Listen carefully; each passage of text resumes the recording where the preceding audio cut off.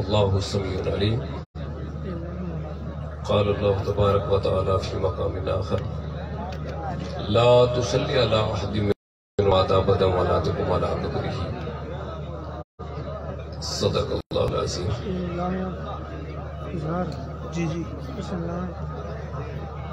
نماز جنازہ کے بعد امام اور مقتدیوں کا بیٹھ کر بالالتزام اجتماعی دعا کرنا شریعت کے اندر اس کا کیا حکم ہے؟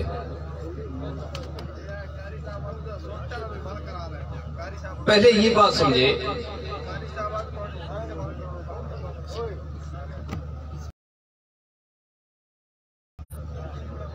کہ ہم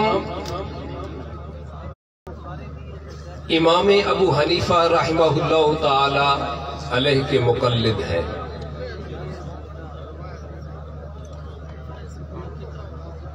اور ہماری فقہ کے اندر، اصول فقہ کے اندر مقلد کے لیے کچھ قانون بیان کیے گئے ہیں کہ اگر مقلد کوئی ایسا مسئلہ جس کا تعلق اعمال کے ساتھ ہے اس کو حل کس طرح کرے گا؟ تو اس کے اندر مشہور قانون ہے اما المقلد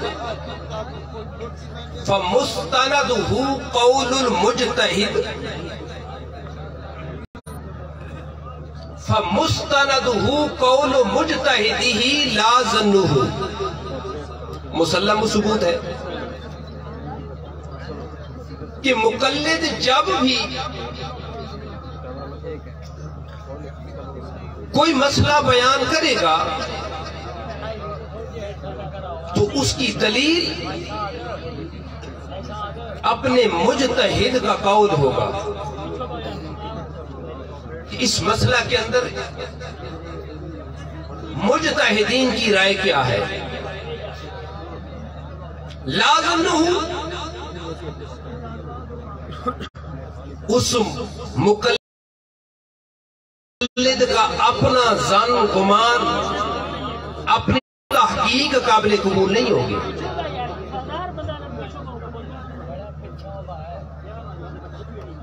اس مسلم ثبوت کی طرح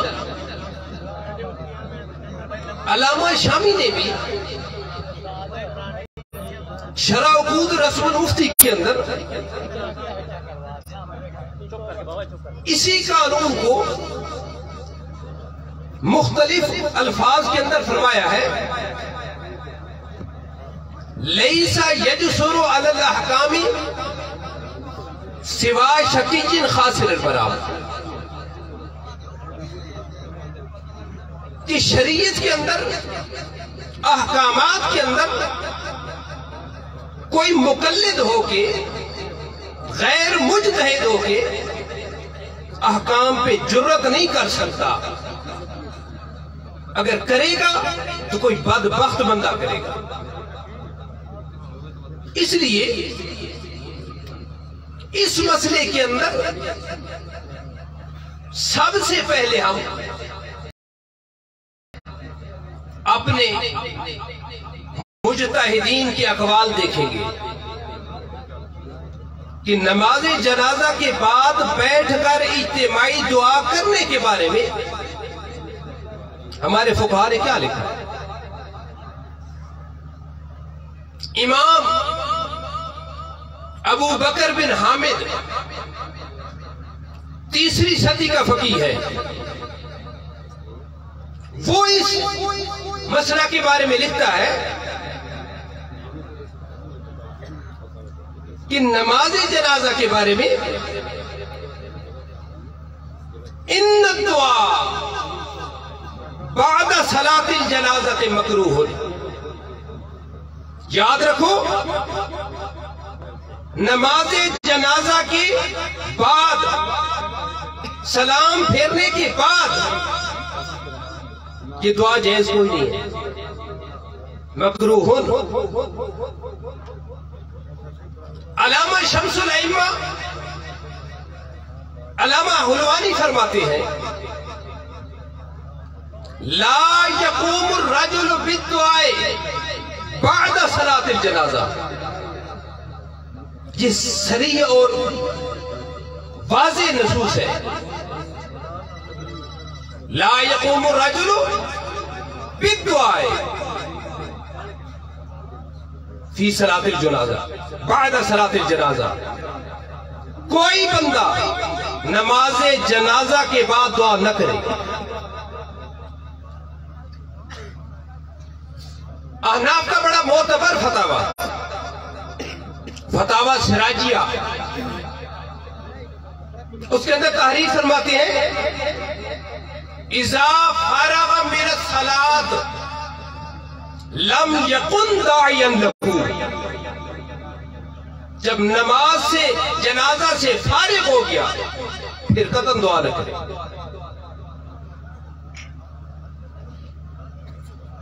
بحر الرائے کے اندر ابن نجیم مصری فرماتا ہے لا يدعو للمیت بعد صلاۃ الجنازہ کما فی الخلاصہ۔ کہتا ہے میں اپنی بات نہیں کرتا ہوں، خلاصۃ الفتاوی کے اندر یہی بات ہے، اسی کو میں ترجیح دیتا ہوں۔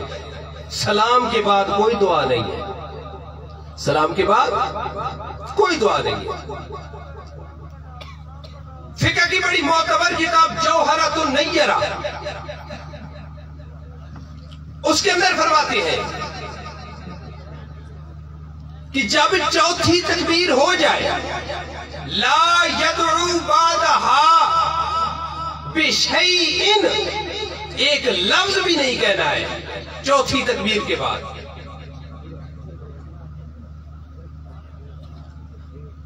علامہ ملا علی قاری شارح مشکات وہ فرماتے ہیں لا یدعو للمیت بعد صلاۃ الجنازہ، میت کے لیے نماز جنازہ کے بعد دعا نہ کرو، لأنہ یشبہ الزیادہ فی صلاۃ الجنازہ، یہ تو پھر نماز جنازہ زیادہ ہو گئی۔ پیغمبر نے 4 تکبیروں پہ نماز جنازہ ختم کر دیا، ہم ساتھ دعا بھی ملا لیں۔ فتاوی بزازیہ کے اندر یہی الفاظ لا یقوم بالدعاء بعد صلاۃ الجنازہ، کوئی بندہ جنازے کے بعد دعا کے لیے نہ ٹھہرے۔ کیوں؟ لأنہ دعا مرتن، وہ نماز جنازہ کے اندر دعا کر چکا ہے، اور خود نماز جنازہ لأن اکثرہا دعا، نماز جنازہ ہے ہی دعا، اور کون سی دعا ہے؟ علامہ قاسانی فرماتے ہیں بدائع السنا کے اندر لیس فی ظاہر المذہب بعد تکبیرۃ الرابعۃ سوى السلام، چوتھی تکبیر کے بعد سوائے سلام کے کوئی دعا شفا نہیں۔ اتنی اور اس کے علاوہ بھی کئی نصوص ہیں جن کے اندر یہ واضح کر دیا گیا ہے۔ اب ایک مقلد بندہ، حنفی کہلانے والا بندہ، ان نصوص کو چھوڑ کے خود روایات سے اور خود ان روایتوں کو سمجھے ہی نہیں ہے، دعا ثابت کرے۔ مثال کے طور پر ایک روایت پیش کی جاتی ہے ابن ماجہ کی، ابو داؤد کی،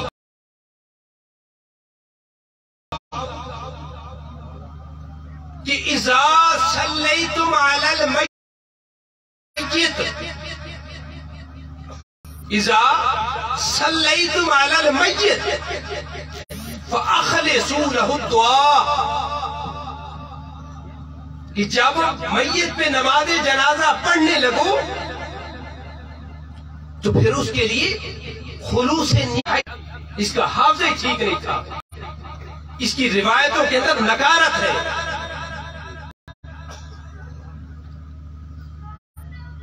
ابن حجر رحمہ اللہ تعالی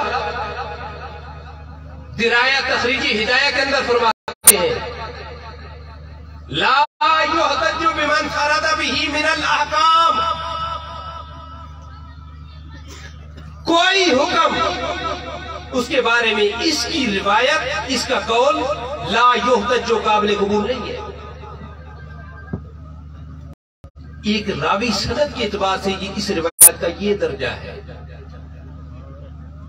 اگر پھر فاضل والمحادث کو چھوڑ بھی دیا جائے تو پھر حدیث کو سمجھیں گے محدثین کے اصول کے مطابق۔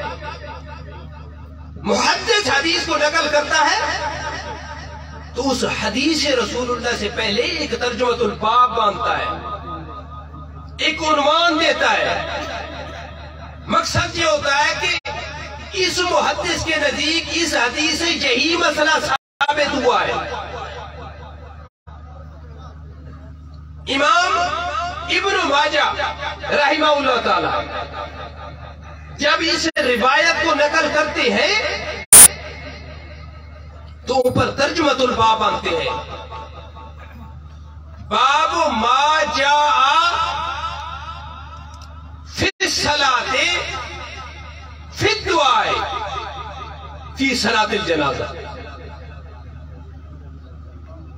یہ باب میں نے باندھا ہے نماز فی صلاۃ، اس نماز جنازہ کے اندر کون سی روایت، کون سی دعا مانگتی ہے اور دعا کس طرح مانگتی ہے۔ اس لیے اس روایت کو نقل کرنے کے متصلاً بعد دوسری روایت نقل کی اللہم اغفر لحینا و میتنا و شاہدنا۔ یہ بات نقل کر کے صراحت کر دی کہ اس پہلی روایت سے میرا مطلب یہ ہے کہ اس نماز جنازہ کے تو اندر دعا کرنی ہے۔ اسی روایت کو نقل کیا ملا علی قاری رحمہ اللہ تعالی نے، اور اس کے بارے میں پھر آگے ابن حجر کا قول نقل کیا کہ اس روایت سے ابن حجر رحمہ اللہ تعالی کے نزدیک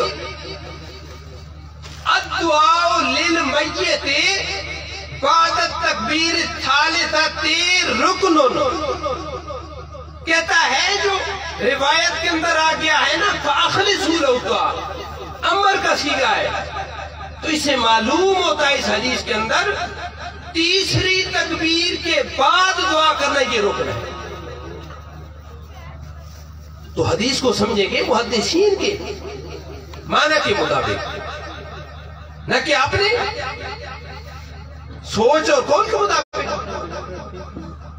تیسری بات یہ ہے کہ صلی تو ماضی ہے، اس کا انکار نہیں ہے، لیکن یاد رکھیں ماضی پہ جب لفظ اذا ظرفیہ داخل ہو جائے، ماضی پہ لفظ اذا داخل ہو جائے تو نحویوں کا اتفاق ہے کہ ماضی کو پھر مضارع کے معنی میں کر دیتا ہے۔ ماضی کو کیا کرتے ہیں؟ مضارع کے معنی میں جب ماضی پہ اذا داخل ہو جائے، قرآن خود اس کا شاہد ہے، اذا قرأت القرآن فاستعذ باللہ من الشیطان الرجیم۔ اذا قرأت القرآن، قرأت ماضی ہے، اس کا مطلب یہ نہیں پہلے تلاوت اور پھر اعوذ باللہ پڑھنا، نہیں، اذا قرأت جب تلاوت کرنے لگ تو تب بھی اعوذ باللہ پڑھنا۔ اذا قرئ القرآن فاستمعوا لہ، جب قرآن پڑھا جائے اس وقت فاستمعوا لہ وانصتوا، یعنی کہ پہلے پڑھا جائے اس وقت باتوں میں مشغول ہو، بعد میں کان لگاؤ۔ اور بھی اس کے بہت سے نظر ہیں، اور یہ مسئلہ جو ثابت ہی نہیں ہے، نصوص کے خلاف ہے، یہ تو اپنی جگہ رہ گیا۔ اگر کوئی مسئلہ استحباب کا درجہ رکھتا ہے कोई मुस्तहब अमल है और उस पे कोई दवाम इस्तेमरार और मामला लुजूम वाला वजूब वाला उसके साथ करता है, तो उलमा ने उसके बारे में भी तनकीद फरमाई है। अल्लामा तीबी फरमाते हैं, मन असर्रा अला मंदूबिन, जो बंदा इसरार करे किसी मुस्तहब पे, वजअल अज़मन लम यअमल बिरुख्सा, रुख्सत पे अमल नहीं किया, उस मुस्तहब को वाजिब बना दिया, असाबा मिनहु शैतान मिनल इदलाल, शैतान की गुमराही का एक हिस्सा इस तक पहुंच गया। आगे खुद फरमाते हैं, फकैफा मन असर्रा अला बिदअतिन व मुनकर, जो बिदअत पे इसरार करे, जो मुनकर काम पे इसरार करे, हम उसके बारे में कैसे कह सकते हैं कि ये हिदायत भी है, खुली गुमराही है। इसलिए अहनाफ के नजीक और इस उम्मत का इत्तेफाकी मसला है कि पैगंबर करीम, सहाबा करम, ताबीन तबा ताबीन से कोई एक सरीह दलील ये मौजूद नहीं कि नबी अलैहिस्सलाम ने जनाजा के बाद बैठ के सहाबा ने मिल के इज्तिमाई दुआ की हो, सहाबा ने ऐसा किया हो, ताबीन ने ऐसा किया हो। जब ये साबित नहीं है, हज़रत आयशा फरमाती है, मन अहदस फी अमरिना लैसा मिन्ना फहुव मरदूद। अल्लाह ताला अमल की तौफीक अता फरमाए।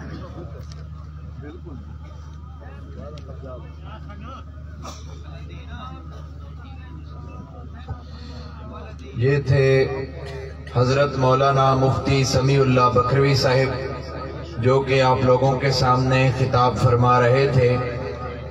ये कुछ उलमाए किराम हैं, हजरत मौलाना अब्दुल रहमान जिनका ताल्लुक हडाली कायदाबाद से है, हजरत मौलाना मुफ्ती मोहम्मद असलम साहिब जिनका ताल्लुक मंडी बहाउद्दीन से है, मौलाना सिराजुल हक साहिब अमीर डेरा गाजी खान, मौलाना ईसा खान डेरा इस्माइल खान से, मौलाना कामरान तौहीदी साहिब जंग से, मौलाना इल्ताफुर रहमान अलवानी वहाँ बचरा से, और मौलाना उमर हयात साहिब ऑफ चिन्योट, मौलाना इलियास खुशाबी साहिब अमीर ज़िला खुशाब, मौलाना इसहाक जादरवी साहिब जिनका ताल्लुक रहीम यार खान से है। ये वो उलमाए किराम हैं जिनको वक्त की किल्लत की वजह से टाइम नहीं दिया जा सका, लेकिन हम उनके मशकूर हैं, उनका खैर मकदम करते हैं, इस्तकबाल करते हैं, और आइंदा के लिए इंशाअल्लाह उसके बाद अगले इज्तिमा में उनको वक्त दिया जाएगा